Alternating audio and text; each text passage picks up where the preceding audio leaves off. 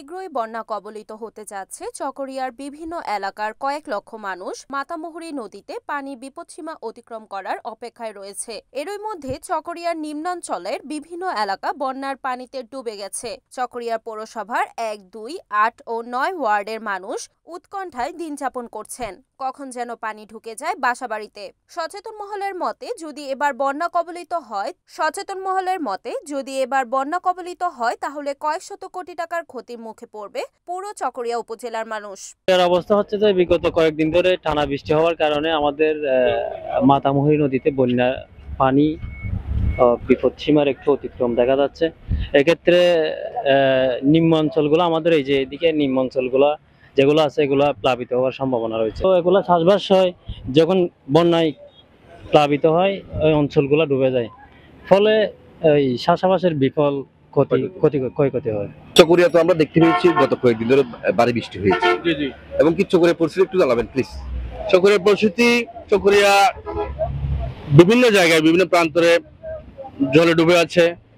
রাস্তাঘাট, এমনকি অনেকের বাড়িতে পানি উঠছে। আমাদের বাড়িতেও পানি যদি আর 4 লাঙ্গল হয় পানি উঠবে, এরকম অবস্থা। এই এই অবস্থাতে আমাদের এই মনে করেন যদি মাননীয় প্রধানমন্ত্রী বা আমাদের স্থানীয় সরকার যদি কোনো একটা উদ্যোগ নেয় খাল খনন করার জন্য, এটা আমরা খুব উপকৃত হব।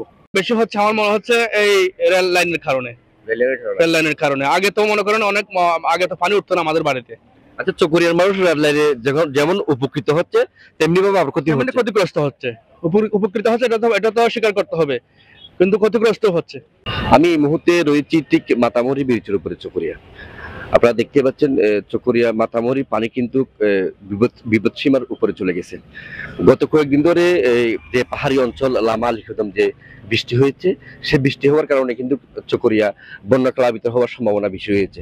আমরা আপনাদেরকে সরাসরি দেখানোর চেষ্টা করছি। আমার পিছনেই, আমার পাশে আপনারা দেখতে পাচ্ছেন যে মাতামুহুরী ব্রিজ টিপ রয়েছে।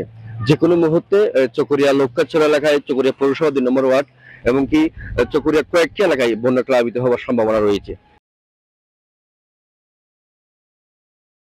Report Riyaduddin, NAN TV, Chakaria.